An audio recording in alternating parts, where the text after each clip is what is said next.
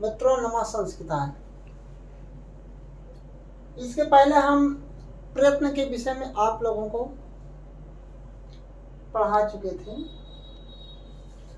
अब बताया है कि प्रयत्न किसे कहते हैं, प्रयत्न कितने प्रकार के हैं, आभ्यंतर प्रयत्न कितने हैं और बाह्य प्रयत्न कितने हैं, इतना हम चर्चा कर चुके हैं। आज हम जो आभ्यंतर प्रयत्न है उसका प्रकार जो बताया है उसको हम एकदम क्लियर करेंगे कि आभ्यंतर प्रयत्न में जो 5 प्रकार हैं उसमें कौन कौन से वर्ण आते हैं। तो इसलिए आज हम पढ़ेंगे आभ्यंतर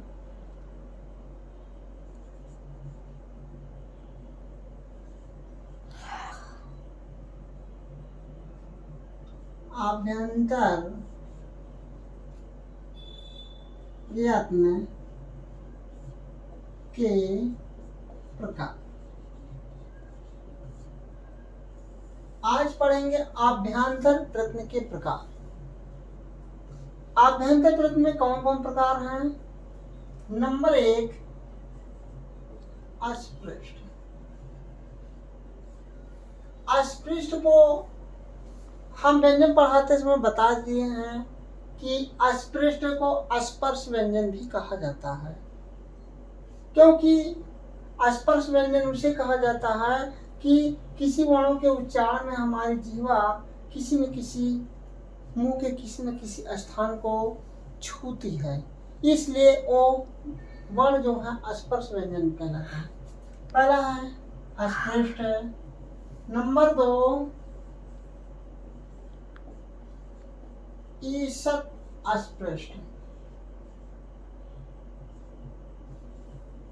नंबर 2 ईषत् अस्पृष्ट। नंबर 3 ईषत् विपरीत। और नंबर 4 विपरीत। नंबर 5 सम्मिलित। नंबर 5 सम्मिलित। नंबर 1 अस्पृष्ट, नंबर 2 ईषत् अस्पृष्ट, नंबर 3 ईषत् विपरीत और नंबर 4 विपरीत, नंबर 5 सम्मिलित। अस्पृष्ट में हम पहले ही बताए हैं कि कौन कौन से वर्ण आते हैं, तो जिसको आप जानते हैं कु, चु, टू, तू, पू। कु, चु, टू, पू के नाम से जानते हैं, जिसको यानी का वर्ग, चा वर्ग, का वर्ग, चा वर्ग, टा वर्ग, ता वर्ग और पा वर्ग के नाम से जाना जाता है।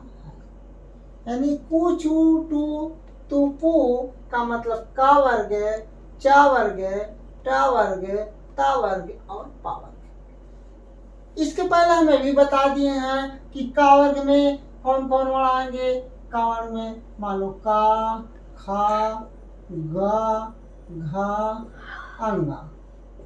चा वर्ग में चा, छ, ज, झ, इया। टा वर्ग में टा, ठा, ड, ढ, अड़ा। और ता वर्ग में ता, था, दा, धा, ना। पा वर्ग में पा, फा, बा, भा, मा। यानी 5 वर्ग। 5 वर्ग का मतलब ये होता है 5 गुणे 5 बराबर 25 वर्ण। 25 वर्ण यानी अस्पृष्ट में जो है का वर्ग से लेकर के पा वर्ग तक आते हैं। का अंगा, चा न्या, टा टा आड़ा, ता था ता था ना पा फा बा मा। यानी यदि कोई प्रश्न पूछता है कि अस्पृष्ट में कितने वर्ण आते हैं, तो आप उत्तर देंगे 25 वर्ण आते हैं। दूसरा प्रश्न है, देखो इसमें ईसत अस्पृष्ट, अब इसमें भी अस्पृष्ट जुड़ा है, इसमें भी अस्पृष्ट जुड़ा है, लेकिन हम पढ़ाए हैं तो व्यंजन में देखे हैं, व्यंजन 3 प्रकार का था, अस्पृष्ट था और अंतस्थ था और ऊष्म था, 3 प्रकार के व्यंजन बताए हैं। तो इसमें भले ही अस्पृष्ट जुड़ा है लेकिन वे व्यंजन ही होगा, तो ये ईसत अस्पृष्ट के अंतर्गत अंतस्थ आते हैं। कौन आएंगे? अंतस्थ। अंतस्थ किसे कहते हैं? अंतस्थ के अंतर्गत कितने वर्ण आएंगे? 4 वर्ण आएंगे। कितने वर्ण आएंगे? 4 वर्ण। कौन कौन? यानी श, ह, श, ह। बहुत इंपॉर्टेंट प्रश्न है। यानी ईसत अस्पृष्ट को अंतस्थ भी कहा जाता है। अंतस्थ 4 होते हैं और अस्पृष्ट जो होता है 25 वर्ण होता है और इसके अंतर्गत स, ख, स, ह आता है। और नंबर 3 है ईसद विपरीत। ईसद विपरीत के अंतर्गत को यानी ऊष्म वर्ण कहा जाता है। ऊष्म कहा जाता है। ऊष्म कितने होते हैं? 4। इसको हम पहले बता दिए हैं। तो इसमें कौन होंगे? या गलत हो गया मित्रों, संदेह हो गया। अंतस्थ जो होता है यारा लावा अंतस्थ होता है, इसको हम बार बार बताए हैं। यारा लावा अंतस्थ होता है और श ख स ह उसमें होता है। स ख स ह उसमें होता है। एक क्रम से चलेगा, यानी का से लेकर के माँ तक, यानी काखा काका अंगा से लेकर के यानी का से लेकर के माँ तक के वर्ण जो होंगे ये अंतस्थ के अंतर्गत आएंगे और अस्पृष्ट के अंतर्गत आएंगे। और इसके बाद यारा लावा आएगा, ये अंतस्थ में हो जाएगा और इसके जस्ट बाद जो शाखा साहा होगा ये विपरीत यानी ईसत विपरीत के अंतर्गत आएगा।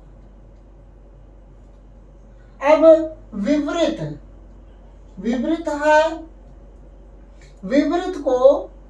विपरीत के अंतर्गत सभी स्वर आएंगे। सभी स्वर संस्कृत में देखा जाए तो स्वरों की संख्या संस्कृत के अनुसार यानी संस्कृत के अनुसार 9 स्वर होते हैं।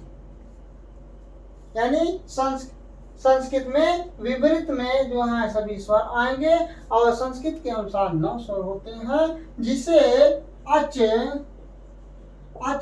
प्रत्याहार के अंतर्गत रखा जाता है। अच प्रत्याहार के अंतर्गत रखा जाता है और ये 4 सूत्रों से मिलकर बना है। 4 सूत्रों से मिलकर बना है। अच प्रत्याहार 4 सूत्रों से मिलकर बना है और जो विपरीत है इसके अंतर्गत सभी स्वर आएंगे। संस्कृत के अनुसार स्वरों की संख्या 9 होती है और हिंदी के अनुसार स्वरों की संख्या 13 होती है। और समृद्ध के अंदर केवल छोटा आ आता है। अब यदि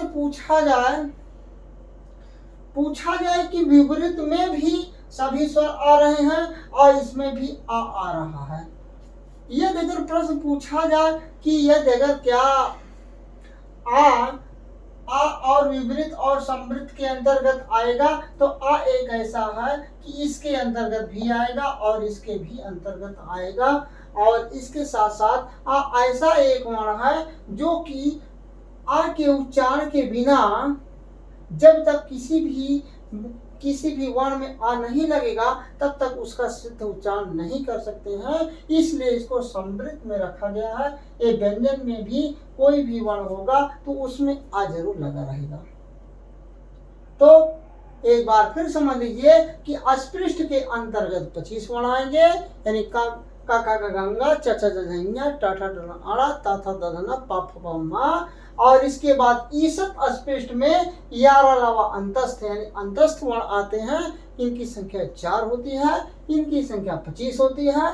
यार अलावा अंतस्थ और ईसत विपरीत के अंतर्गत ऊष्म वर्ण आएंगे, यानी शाखा साहा ऊष्म।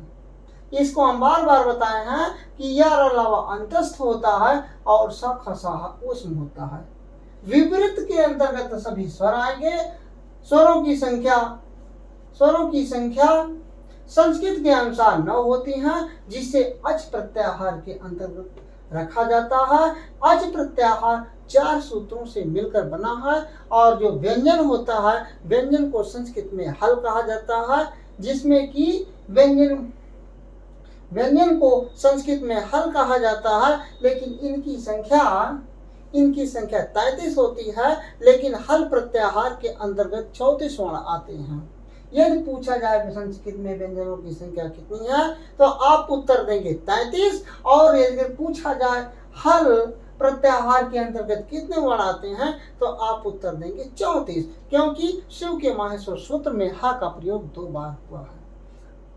लास्ट में है समृद्ध। समृद्ध के अंतर्गत छोटा आ आता है, और जो छोटा आ ऐसा एक वर्ण है कि कोई भी एक वर्ण हमको बोलना है तो जब तक छोटा आ नहीं लगाएंगे, जब तक उसमें स्वर नहीं जुड़ेगा, तब तक उसको पूर्णतः हम उच्चारण नहीं कर सकते हैं। जैसे यदि शुद्ध व्यंजन को यदि कहा जाए तो इसमें का है, खा है, गा है, तो इसमें यदि व्यंजन शुद्ध कहा जाए तो इसमें हलंत जरूर लगेगा, और इसमें जब तक आ नहीं जोड़ेंगे तब तक शुद्ध बराबर का नहीं कह सकते हैं।